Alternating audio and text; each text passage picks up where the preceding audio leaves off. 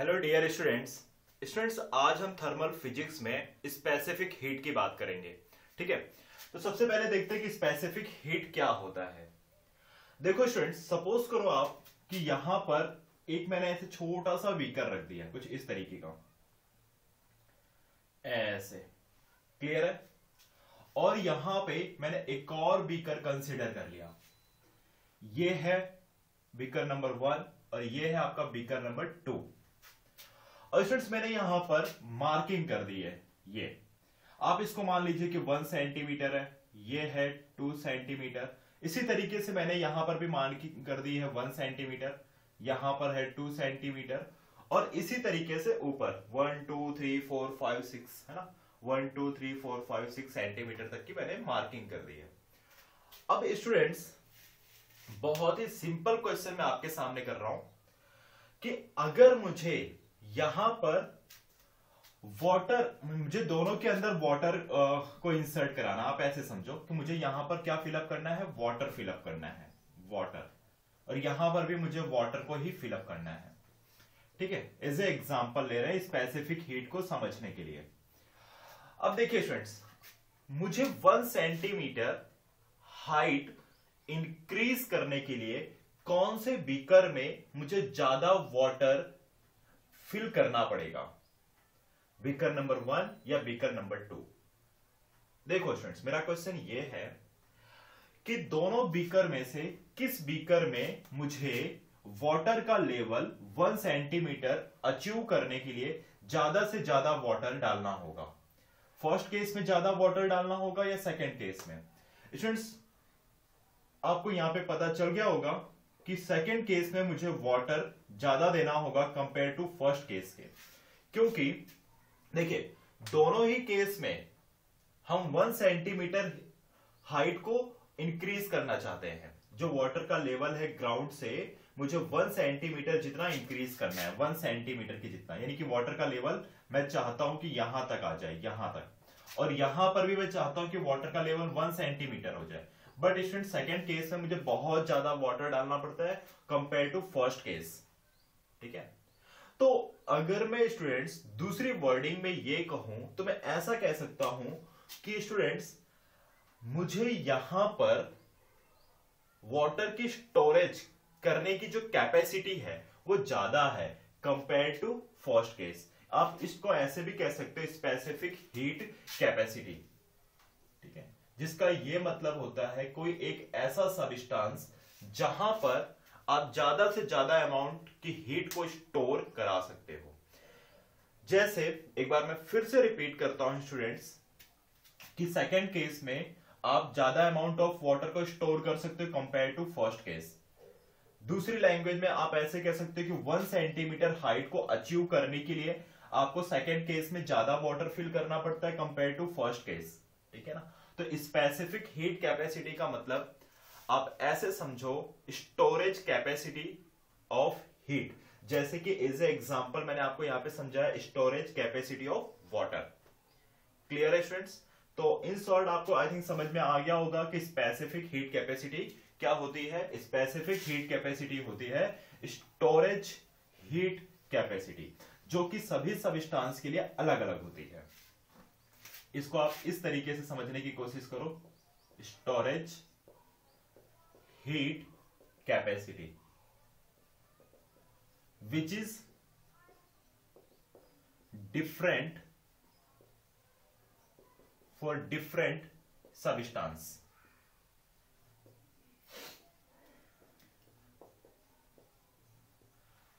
Okay students, अब एक और बात मुझे आपको समझानी है। जैसे मान लीजिए एक बार फिर से वाटर वाला ही या बीकर वाला ही केस लेंगे। जैसे कि ये बीकर मान लेते हैं कि 6 लीटर का है, ठीक है, और ये वाला बीकर 8 लीटर का है। ठीक है, अब स्टूडेंट्स, ये वाला जो बीकर है जो कि 6 लीटर है, तो इसके अंदर जो वाटर स्टोरेज कैपेसिटी होगी वो सिर्फ और सिर्फ 6 लीटर की ही होगी, है ना? क्योंकि स्टूडेंट्स, आप इसके अंदर कंटिन्यू वाटर को फिलअप करते जाओ, बट एट द एंड आप देखोगे इसके अंदर मैक्सिमम वाटर स्टोरेज कितना होगा, 6 लीटर। स्टूडेंट्स, ये वाला जो बीकर है ये 8 लीटर का है, और इसके अंदर भी आप सुबह से लेकर शाम तक कंटिन्यू वाटर को डालते जाओ, तो क्या होगा, इसके अंदर भी फाइनली वाटर स्टोरेज जो आपको मिलेगा वो होगा 8 लीटर। ऐसा क्यों? क्योंकि इस बीकर की जो कैपेसिटी है वो फिक्स है, वो कांस्टेंट है। इस बीकर की वाटर स्टोरेज कैपेसिटी क्या है? कांस्टेंट है। कितनी है? 8 लीटर। आफ्टर 8 लीटर आप जो भी हीट दोगे, सॉरी जो भी वाटर दोगे स्टूडेंट्स, वो सभी वाटर इस बीकर से बाहर फ्लो हो जाएगा, फैल जाएगा या कहीं और फ्लो होके चला जाएगा। लेकिन इस बीकर के अंदर सिर्फ और सिर्फ 8 लीटर ही वाटर स्टोर होगा, because storage capacity is 8 litre. तो देखो मैंने यहां पर क्या बताया, स्टोरेज सेम वाटर को आप एज ए हीट समझो, storage heat capacity which different for different substance, पर for any substance it is a constant.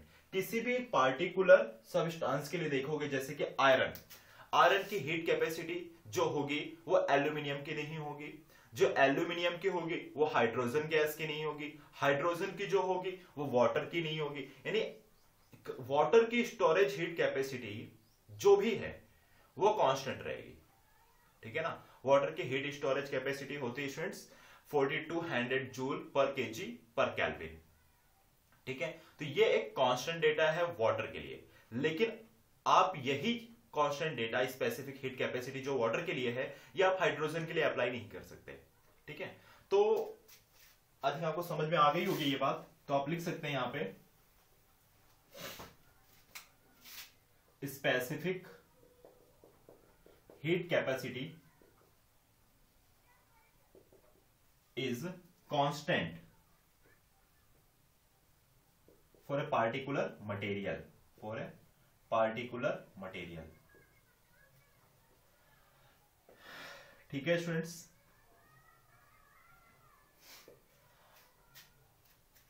But it varies with temperature, with temperature, ये बात ध्यान रखना है स्टूडेंट्स। अकॉर्डिंग टू बुक, हमारे बुक में जो डेफिनेशन है स्पेसिफिक हीट कैपेसिटी की वो मैं आपके सामने एक्सप्लेन कर देता हूं।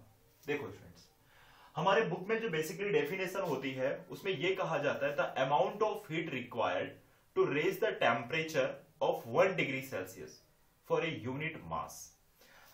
एक एग्जांपल देखो, ये मान लेता हूं मैं कि ये आयरन का एक रॉड है जिसका मास m है, ठीक है, और ये एक एल्यूमिनियम का रॉड है जिसका मास कैपिटल M है, ठीक है फ्रेंड्स।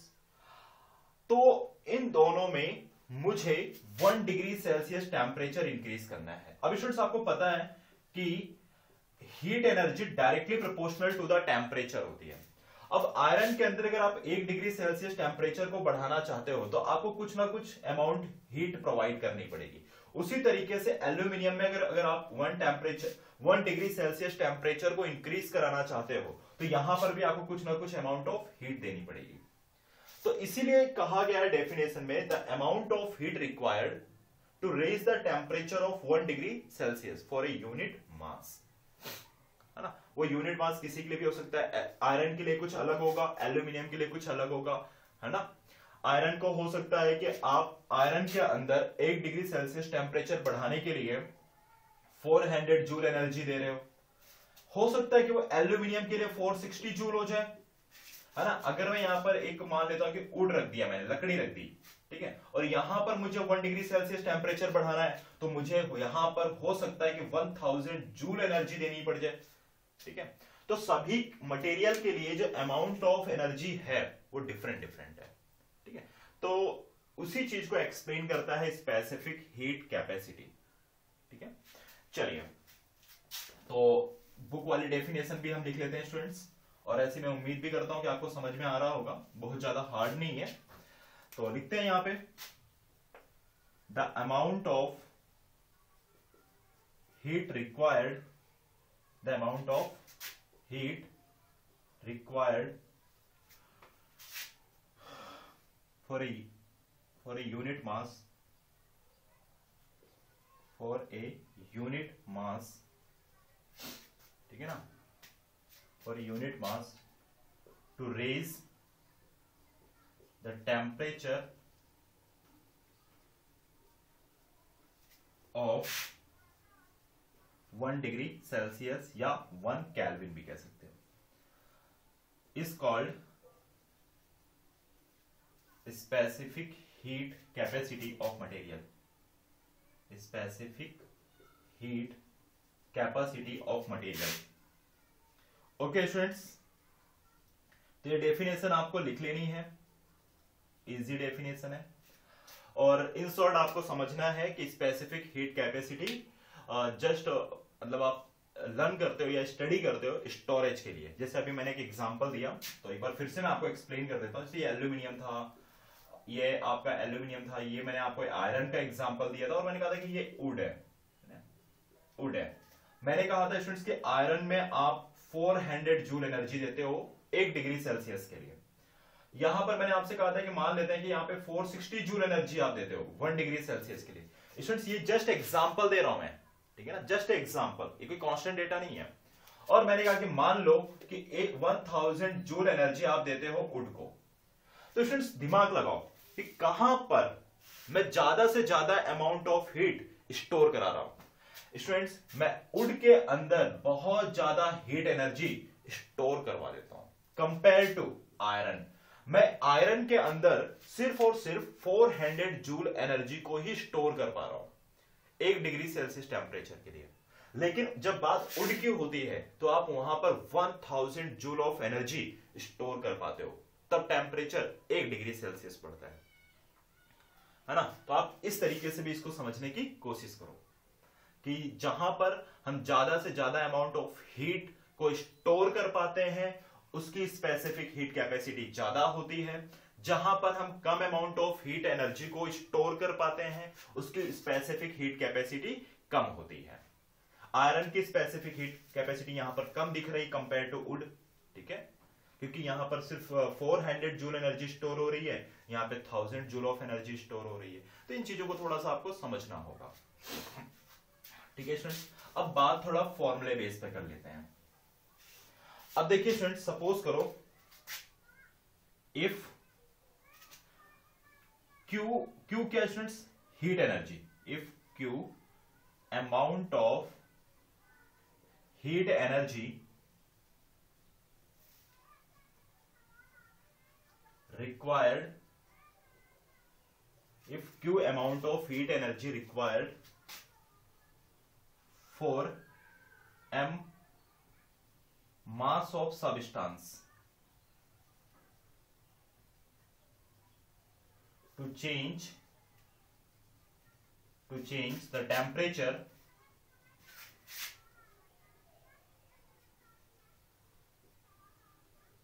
delta T, ठीक है स्टूडेंट्स। तो ऐसे केस में जो फॉर्मूला बनता है वो होता है Q equal to m, sorry इस तरीके से लिखे, Q directly proportional to m delta T, और प्रोपोर्शनल हटाओगे तो यहां पर आएगा ms डेल्टा T। अब स्टूडेंट्स ये जो Q है ये है अमाउंट ऑफ हीट,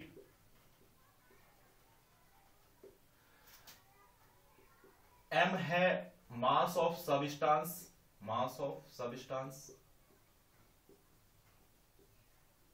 S है यहां पर स्पेसिफिक हीट कैपेसिटी, और ये है चेंज इन टेम्परेचर, ठीक है स्टूडेंट्स, चेंज इन टेम्परेचर। देखो स्टूडेंट्स, तो S क्या होता है, S इक्वल टू हो जाएगा Q upon m delta T। ये फॉर्मूला आपको ध्यान रखना है। अगर स्टूडेंट्स आप यहां से यूनिट बना लो, SI यूनिट किसके लिए, स्पेसिफिक हीट के लिए, तो वो बनेगी जूल पर केजी इंटू पर केल्विन। और सीजीएस यूनिट आप देखेंगे, सीजीएस यूनिट, तो वो हो जाती है स्टूडेंट्स यहां पर calorie per gram per degree Celsius, calorie per gram per degree Celsius. Okay students, तो स्पेसिफिक हीट कैपेसिटी होप कि आपको समझ में आ गया होगा। आप इसे अच्छे तरीके से नोट कर लीजिए, फिर थोड़ा सा और डिस्कशन हम कंटिन्यू करेंगे स्पेसिफिक हीट कैपेसिटी पर, ठीक है।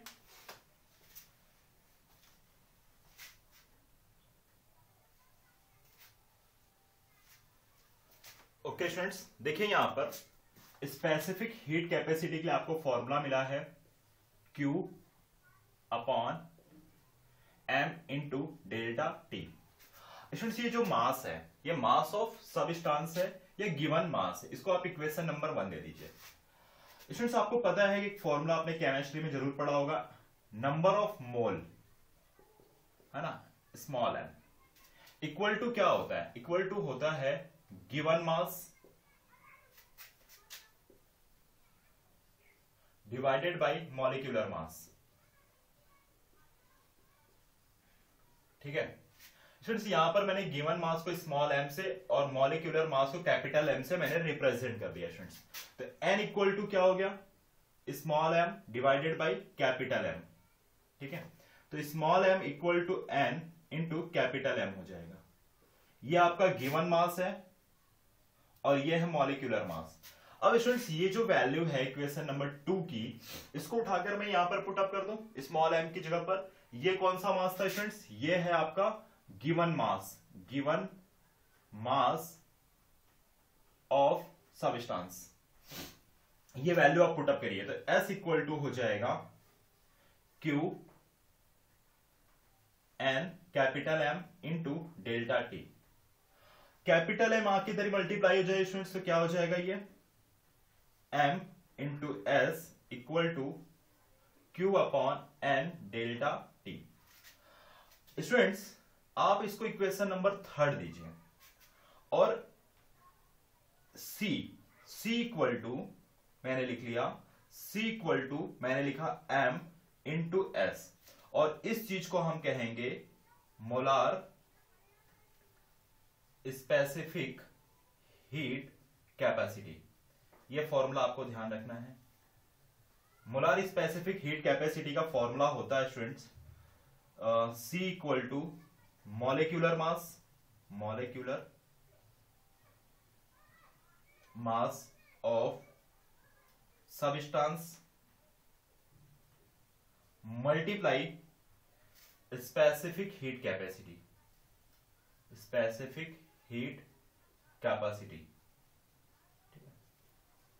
अब स्टूडेंट्स ये वाली जो वैल्यू है इसको मैं इसके साथ रिप्लेस कर सकता हूं, तो मुझे यहां पर मिलेगा C equal to students C equal to Q by N delta T, ठीक है। और आप इस वाले C को कह सकते हैं, C को आप क्या बोलोगे, molar specific heat capacity. C को आप क्या बोलेंगे, मोलार स्पेसिफिक हीट कैपेसिटी। और C का एक और फॉर्मूला आपको मिल चुका है, ये वाला molar specific heat capacity multiply S क्या है, स्पेसिफिक हीट कैपेसिटी किसी भी पार्टिकुलर सबस्टांस का। तो ये वाला 2 फॉर्मूला यहां पर आपके लिए बन गया। मोलार स्पेसिफिक हीट कैपेसिटी के लिए आपके पास 2 फॉर्मूला हो गया। एक तो ये वाला फॉर्मूला हो गया C इक्वल टू है ना amount of heat energy divided by change in temperature into n क्या स्टूडेंट्स, n है नंबर ऑफ मोल, और इसी तरीके से यहां पर C equal to M into S। चलिए कुछ और बातें करते हैं स्पेसिफिक हीट कैपेसिटी पर। देखो स्टूडेंट्स, जो वाटर होता है, वाटर मैं लिखता हूं यहां पे specific heat capacity of water, students वो होता है 4200 जूल पर केजी इंटू केल्विन। आप इसको ऐसे भी लिख सकते हो 1 कैलोरी पर ग्राम इंटू पर डिग्री सेल्सियस, इस तरीके से भी ये वाटर के लिए है। ऐसे ही अगर मैं आइस के लिए बात करूं students, specific heat capacity of ice, तो स्टूडेंट्स वो होता है 2100 जूल पर केजी इंटू केल्विन। अदरवाइज लिख सकते हो आप 0.5 calorie per gram per degree Celsius, पर डिग्री सेल्सियस। समझ में आई बात स्टूडेंट्स? और मैक्सिमम स्पेसिफिक हीट कैपेसिटी होती है, maximum specific heat capacity equal to 3.5 calorie per gram per degree Celsius. किसके लिए होती है? For hydrogen. तो आपको ये बात ध्यान रखनी है, आपसे एमसीक्यू में पूछा जा सकता है कि मैक्सिमम स्पेसिफिक हीट कैपेसिटी किसकी होती है? हाइड्रोजन की होती है। कितनी होती है? 3.5 calorie per gram per degree Celsius. और मिनिमम किसकी होती है? अगर बात मैक्सिमम की हुई है तो मिनिमम की भी होगी। मिनिमम स्पेसिफिक हीट कैपेसिटी,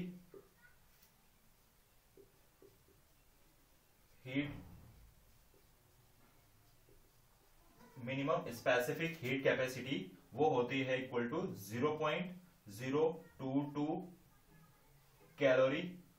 इसको आप स्टूडेंट्स कन्वर्ट तो कर ही लोगे, पर gram per degree Celsius. Unit को आप कन्वर्ट कर सकते हो जूल पर केजी इंटू कैल्विन में, ठीक है।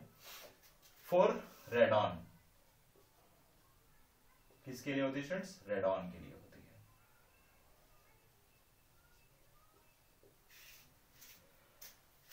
ओके स्टूडेंट्स, तो आप इसे भी नोट करो और फिर आगे हम कंटिन्यू करते हैं।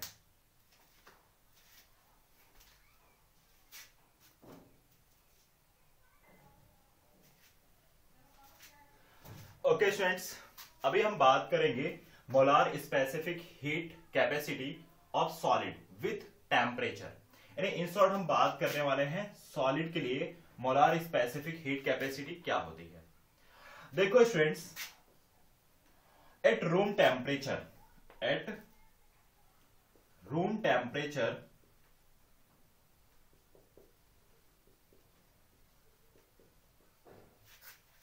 मोलार स्पेसिफिक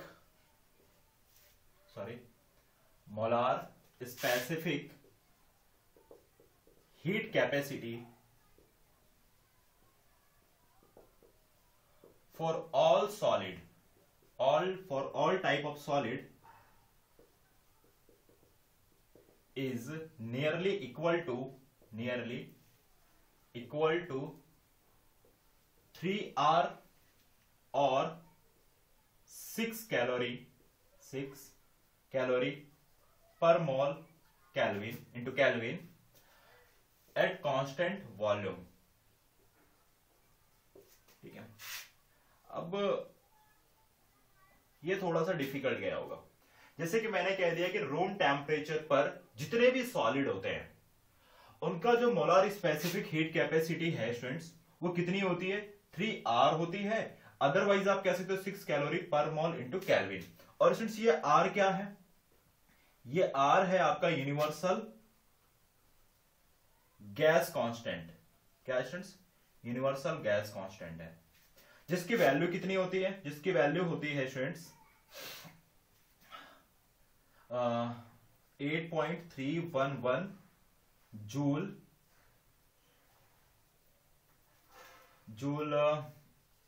पर मोल इंटू कैल्विन। ठीक है स्टूडेंट्स। और अगर ये तो एसआई यूनिट के फॉर्म में हो गया। किसके फॉर्म में हो गया स्टूडेंट्स? एसआई यूनिट के फॉर्म में हो गया।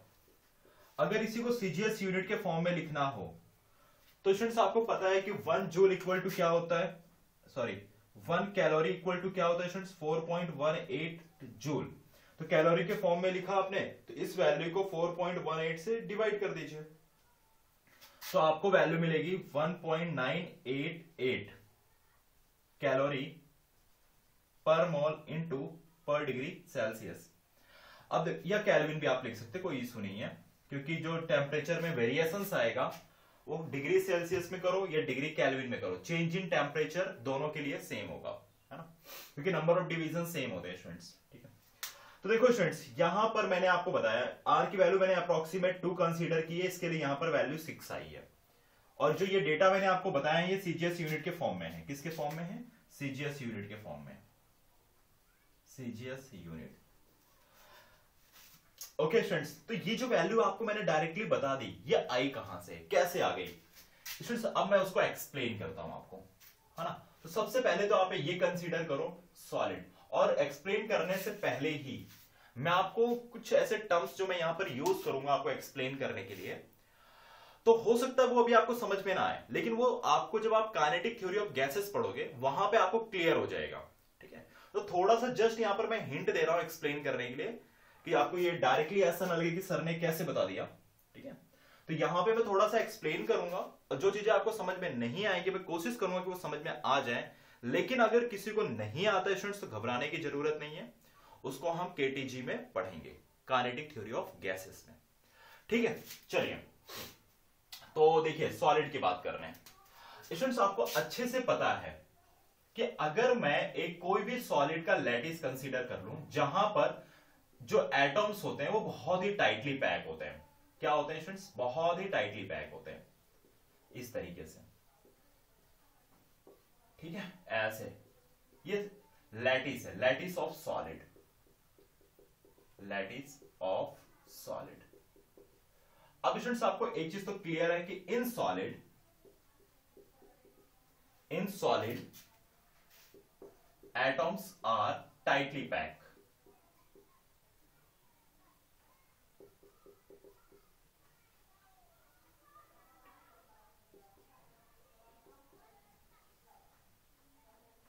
सॉरी स्टूडेंट्स स्पेलिंग मिस्टेक हो रही है, टाइटली पैक्ड, ठीक है स्टूडेंट्स। अब क्या होगा स्टूडेंट्स, आपको पता है कि रूम टेम्परेचर पर, मैंने पहले भी आपको बताया, ये सभी एटॉम्स क्या कर रहे होंगे, वाइब्रेट कर रहे होंगे, ठीक है। when a heat energy is supplied, when a heat energy is supplied to solid, ठीक है।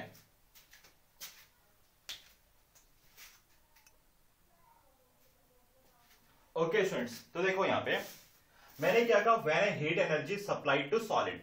देखो स्टूडेंट्स, हीट एनर्जी क्या होती है, हीट एनर्जी होती है सम ऑफ काइनेटिक एनर्जी, ठीक है। इसका मतलब यह हुआ कि मैंने इस लैटिस को कुछ काइनेटिक एनर्जी दी है। आप ऐसे मत समझो कि हीट एनर्जी, मैंने कुछ काइनेटिक एनर्जी दे दी जिसको मैं Q से रिप्रेजेंट यहां पे करूंगा।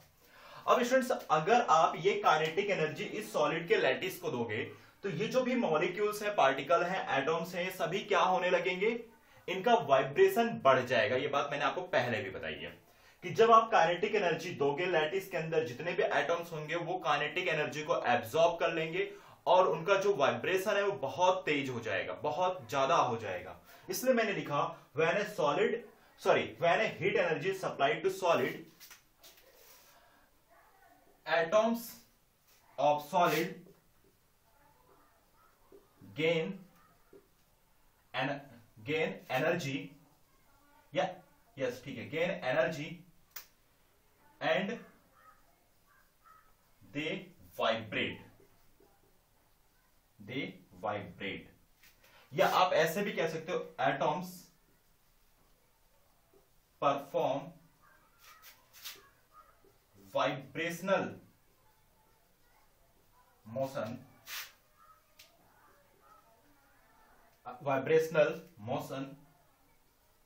आफ्टर एब्सॉर्बिंग एनर्जी, इस तरीके से भी आप कह सकते हो, ठीक है, इन सॉलिड। अब देखो स्टूडेंट्स, ये चीज फाइनल हो गई अपनी कि भाई पार्टिकल ने जो सॉलिड के पार्टिकल्स हैं या एटॉम्स हैं, उन्होंने हीट एनर्जी को एब्सॉर्ब कर लिया है और वो क्या हो रहे हैं, वाइब्रेट हो रहे हैं। ये चीज अपनी फाइनल हो गई। अब समझो स्टूडेंट्स, जब कोई भी पार्टिकल वाइब्रेट होता है, ठीक है, कोई भी पार्टिकल वाइब्रेट होता है 2 पॉइंट के फिक्स में, जिनको हम एम्पलीट्यूड कहते हैं। ये वैल्यू प्लस ए हो सकती है और ये वैल्यू माइनस ए हो सकती है, और ए होता है आपका एम्पलीट्यूड। तो स्टूडेंट्स, आपने एसएचएम वाले चैप्टर में पढ़ा है कि जब कोई पार्टिकल वाइब्रेट करता है तो उसके पास काइनेटिक एनर्जी भी होती है और पोटेंशियल एनर्जी भी होती है। काइनेटिक एनर्जी यहां पर यानी कि मेन पोजीशन पर पार्टिकल की काइनेटिक एनर्जी बहुत ज्यादा होती है, और एम्पलीट्यूड पर, जब आप एम्पलीट्यूड यानी कि मैक्सिमम पोजीशन की बात करते हैं स्टूडेंट्स, तो वहां पर पोटेंशियल एनर्जी मैक्सिमम होती है और काइनेटिक एनर्जी जीरो होती है। मेन पोजीशन पर काइनेटिक एनर्जी मैक्सिमम होती है और पोटेंशियल एनर्जी मिनिमम होती है। एसएचएम का चैप्टर आपने पढ़ रखा है, ऑसिलेशन। तो अभी ज्यादा डिस्कशन हम यहां पर नहीं करेंगे एसएचएम पर, बस आपको इतना ध्यान रखना है कि स्टूडेंट्स, जब कोई पार्टिकल वाइब्रेट करेगा तो उसके पास काइनेटिक एनर्जी भी होगी और पोटेंशियल एनर्जी भी होगी, और अगर मैं उनका एवरेज निकालूं तो average of kinetic energy is equal to average of potential energy. ऐसा ध्यान में रखना है। When a particle is vibrate, when a particle is vibrate, it have both energy kinetic and potential. Average of kinetic energy and potential energy is equal. आपको ऐसे समझना है कि जब कोई पार्टिकल वाइब्रेट होता है तो उसके पास काइनेटिक एनर्जी भी होती है और पोटेंशियल एनर्जी भी होती है, और उनका जो एवरेज होगा यानी average of kinetic energy and potential energy is equal. Average kinetic energy और एवरेज पोटेंशियल एनर्जी क्या होने वाली है? सेम होने वाली है। यही बात मैंने आपसे कही है। एवरेज ये होगा इक्वल। ठीक है, अभी तक तो क्लियर हो गया होगा, नो डाउट स्टूडेंट्स, आपको समझ में आ गया होगा। अब थोड़ा सा आगे डिस्कशन कंटिन्यू करते हैं। ठीक है, देखो स्टूडेंट्स यहां पे कि जितनी भी काइनेटिक एनर्जी, जितनी भी फॉर्म ऑफ एनर्जी होती हैं उन सभी के पास 3 डिग्री ऑफ फ्रीडम होते हैं। ये थोड़ा डिफरेंट वर्ड था, आपने कभी सुना ही नहीं होगा। Degree of freedom, degree of freedom का मतलब होता है स्टूडेंट्स कि किसी भी पार्टिकल की पोजीशन, ये कॉन्फ़िगरेशन एक्सप्लेन करने के लिए मुझे जितने कोऑर्डिनेट की जरूरत होती है उसको मैं एक्सप्लेन करता हूं डिग्री ऑफ फ्रीडम से। मैं फिर से रिपीट कर रहा हूं कि डिग्री ऑफ फ्रीडम को बहुत ज्यादा अच्छे तरीके से आपको समझ में आएगा जब हम केटीजी पढ़ेंगे। ठीक है, अभी बस आप इतना समझ लो कि जो डिग्री ऑफ फ्रीडम होता है स्टूडेंट्स, वो पार्टिकल की पोजीशन, ठीक है, पार्टिकल की पोजीशन और उसके कॉन्फ़िगरेशंस को एक्सप्लेन करने के लिए मुझे जितने कोऑर्डिनेट की रिक्वायरमेंट होती है वो होती है डिग्री ऑफ फ्रीडम। तो देखो स्टूडेंट्स, किसी भी टाइप की एनर्जी हो, किसी भी टाइप की एनर्जी हो, उसके पास 3 डिग्री ऑफ फ्रीडम होते हैं। Each type of energy have 3 type of degree of freedom. Each type या each फॉर्म ऑफ एनर्जी, ऐसे लिखिए बहुत अच्छा लगेगा। each form of energy have 3 degree of freedom. 3 degree of freedom समझ में आया कि each form of energy have 3 degree of freedom. तो देखो स्टूडेंट्स, यहां पर कितने टाइप की एनर्जी है? 2 टाइप की, काइनेटिक एनर्जी भी है और पोटेंशियल एनर्जी भी है। तो यहां पर टोटल डिग्री ऑफ फ्रीडम कितने हो गए स्टूडेंट्स? यहां पर टोटल डिग्री ऑफ फ्रीडम हो गए 6, है ना। 3 काइनेटिक एनर्जी के लिए और 3 पोटेंशियल एनर्जी के लिए। क्लियर हो गया? लिखता हूं यहां पर मैं students, when a particle is vibrate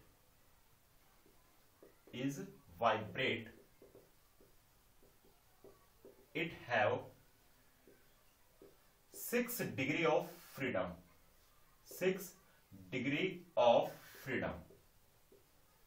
मेरे ख्याल से आपको बात समझ में आ गई होगी। कितने डिग्री ऑफ फ्रीडम होते हैं स्टूडेंट्स? 6 डिग्री ऑफ फ्रीडम होते हैं। कैसे? एक पार्टिकल है, ठीक है, एक पार्टिकल के लिए उसके पास, एक पार्टिकल के पास कितनी एनर्जी होगी? 2, काइनेटिक एनर्जी और पोटेंशियल एनर्जी। ठीक है, अब students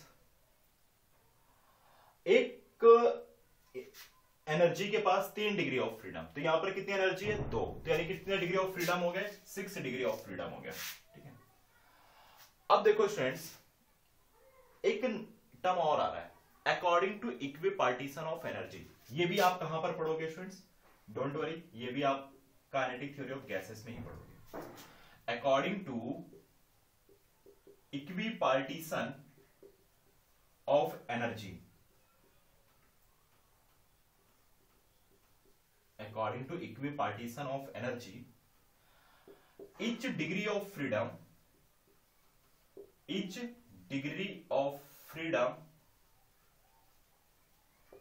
have 1/2 kBT energy per atom। समझ में आई बात स्टूडेंट्स कि एक डिग्री ऑफ फ्रीडम के पास कितनी एनर्जी होती है, एक डिग्री ऑफ फ्रीडम के पास एनर्जी होती है हाफ केबीटी एनर्जी पर एटम। और स्टूडेंट्स यहां पर जो केबी है ना, ये है बोल्ट्जमैन कांस्टेंट,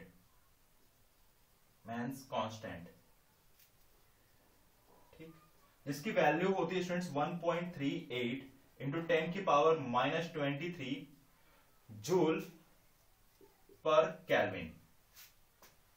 ठीक है स्टूडेंट्स, K4 केल्विन ये वैल्यू होती है, ये कांस्टेंट डेटा है, बहुत इजी है ना।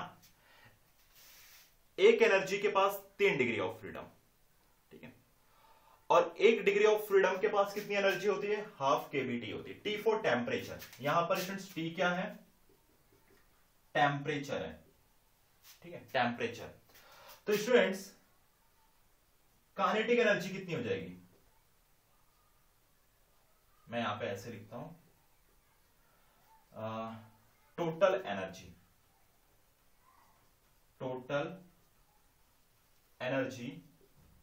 फॉर पर एटम, टोटल एनर्जी फॉर पर एटम, एक एटम के लिए at temperature T, at temperature T when particle is vibrate,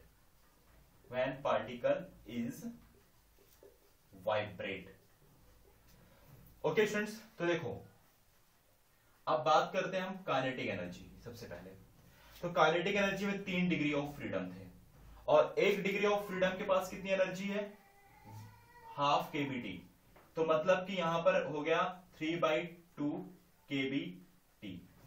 ठीक है, ओके स्टूडेंट्स, ओके, आपने इसे भी नोट कर लिया होगा, नहीं किया तो कर लीजिए। ओके, चलिए कंटिन्यू करते हैं।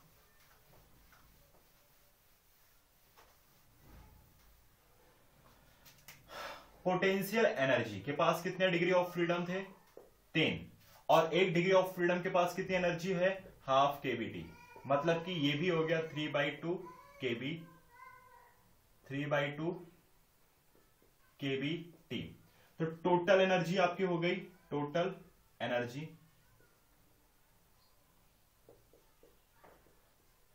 Ek plus Ep, kinetic energy, potential energy. Students वो टोटल जो एनर्जी आपको मिली है यहां पर, वो मैं U से रिप्रेजेंट कर देता हूं, वो हो गई होगी 3/2 केबीटी प्लस 3/2 केबीटी, यानी कि यहां पर हो जाएगा 3 केबीटी। ठीक है स्टूडेंट्स, पर एटम, ये पर एटम के लिए था। कौन से केस में, in case of vibration, in case of vibrational motion. Motion तो बहुत टाइप के होते हैं ना, अपने सिर्फ वाइब्रेशनल मोशन की बात कर रहे हैं। ओके स्टूडेंट्स, चलिए अभी यहां पर कहानी खत्म नहीं होती है। स्टूडेंट्स आपको पता है कि R इक्वल टू क्या होता है, R इक्वल टू होता है KB इंटू N। R है यूनिवर्सल गैस कांस्टेंट, KB है बोल्ट्जमैन कांस्टेंट, और N है नंबर ऑफ मॉलिक्यूल्स। क्या है, N है नंबर ऑफ पार्टिकल, लिख लीजिए बहुत बढ़िया लगेगा, नंबर ऑफ पार्टिकल्स। क्लियर है ना स्टूडेंट्स। तो स्टूडेंट्स आप ऐसे अज्यूम करो कि n क्या है यहां पे, नंबर ऑफ मोल, ध्यान से सुनना, n है नंबर ऑफ मोल, n है नंबर ऑफ पार्टिकल्स और Na है एवोगाड्रो नंबर। ठीक है, तो स्टूडेंट्स n इक्वल टू हो जाएगा n small n into Na। ये है नंबर ऑफ पार्टिकल, ये है नंबर ऑफ मोल और ये है एवोगाड्रो नंबर। एवोगाड्रो नंबर कितना होता है स्टूडेंट्स, 6.023 इंटू 10 की पावर 23 पार्टिकल पर एटॉम, पार्टिकल्स पर एटॉम, या पर मॉलिक्यूल लिख लीजिए, या पर मोल ज्यादा बेटर रहेगा, पर मोल। एक मॉल में आपको 6.023 इंटू 10 की पावर 23 पार्टिकल्स मिलेंगे। ठीक है स्टूडेंट्स, चलिए तो मैंने इसको भी क्लीन कर देना है और फिर चीजें आपको थोड़ी थोड़ी समझ में आने लग जाएंगी।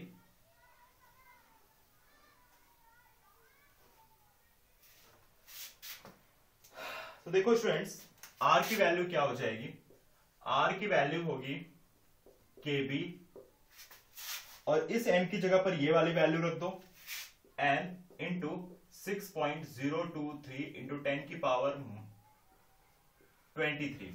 और स्टूडेंट्स KB की वैल्यू भी आपको पता है, तो जब KB की वैल्यू रख दो, KB की वैल्यू भी पुटअप कर दो और n की वैल्यू आप 1 कंसीडर कर लो। n की वैल्यू कितनी कंसीडर कर लो, 1, तो आपको वैल्यू मिलेगी 8.311 जूल पर मोल पर केल्विन। ठीक है, केबी की वैल्यू मैंने आपको स्टूडेंट्स ऑलरेडी बता दी है, फिर से एक बार लिख देता हूं, 1.38 10 की पावर -23 जूल पर केल्विन। ठीक है, और ये सभी वैल्यू रख के आप मल्टीप्लाई करोगे तो आपको ये डेटा मिल जाएंगे, जहां पर n की वैल्यू आपको 1 कंसीडर करनी है। ओके स्टूडेंट्स, तो देखिए ध्यान से, अगर यहां पर मैं बात करूं पर मोल की, है ना, तो टोटल एनर्जी फॉर पर मोल, टोटल एनर्जी फॉर पर मोल ऑफ सॉलिड। तो देखो स्टूडेंट्स, यहां पर U इक्वल टू हो जाएगा 3nRT, और पर मोल का मतलब होता है कि n की वैल्यू आपने 1 कंसीडर की है, तो यह हो जाएगा U इक्वल टू 3RT। ठीक है स्टूडेंट्स, मोलार स्पेसिफिक हीट की बात करते हैं। स्टूडेंट्स देखिए, C इक्वल टू क्या फॉर्मूला था, C इक्वल टू था 1/n, और आपको याद हो तो change in heat energy divided by change in temperature. याद करिए थोड़ा सा, मैंने आपको मोलार स्पेसिफिक हीट कैपेसिटी के लिए यही फॉर्मूला एक्सप्लेन किया था मैंने, C equal to 1/n bracket delta Q by delta T। ठीक है, डेल्टा Q क्या है, चेंज इन हीट या transmission of heat divided by change in temperature. ठीक है स्टूडेंट्स, एट कांस्टेंट वॉल्यूम, अगर आपको मेरा फर्स्ट स्टेटमेंट याद हो जो मैंने सॉलिड के लिए बताया था, तो वो मैंने कहा था कि ये जो भी चीजें होंगी उसको आपको ध्यान रखना है कि आप कांस्टेंट वॉल्यूम के लिए कर रहे हो। किसके लिए कर रहे हो, कांस्टेंट वॉल्यूम के लिए। और जब वॉल्यूम कांस्टेंट हो स्टूडेंट्स, तो यहां पर change in heat energy equal to U होता है। U मतलब टोटल एनर्जी, आप इसको ऐसे लिख लीजिए, डेल्टा U, कोई दिक्कत नहीं होगी, है ना, डेल्टा U, इसको भी आप डेल्टा U लिख सकते हैं, कोई इशू नहीं है। ओके स्टूडेंट्स, और ये डेल्टा U क्या है, ये है टोटल एनर्जी है। क्या स्टूडेंट्स, टोटल एनर्जी। तो स्टूडेंट्स, एट कांस्टेंट वॉल्यूम मतलब CV लिख लीजिए, CV पर एटॉम के लिए बात हो रही है, किसके लिए बात हो रही है स्टूडेंट्स, पर मोल के लिए, सॉरी, तो n की वैल्यू 1 कंसीडर कर लीजिए, और डेल्टा Q के प्लेस पर आप क्या रखेंगे, ये वाली वैल्यू। तो स्टूडेंट्स, डेल्टा Q के प्लेस पर अगर आप ये वैल्यू पुटअप करोगे, डेल्टा Q के प्लेस पर डेल्टा U की वैल्यू, तो 3R आपको मिलेगा, और टेम्परेचर से टेम्परेचर कैंसल हो जाएगा। रिपीट करता है स्टूडेंट्स, देखो डेल्टा क्यू क्या है, हीट एनर्जी, ठीक है। तो हीट एनर्जी इक्वल टू क्या होगा, हीट एनर्जी इक्वल टू होगी टोटल एनर्जी, कब, जब कांस्टेंट वॉल्यूम होगा। ध्यान रहे स्टूडेंट्स, ये तभी इक्वल होंगे जब वॉल्यूम कांस्टेंट हो। अगर वॉल्यूम कांस्टेंट नहीं है तो delta U equal to delta Q नहीं होगा। ये तब पॉसिबल है जब वॉल्यूम कांस्टेंट हो, ठीक है।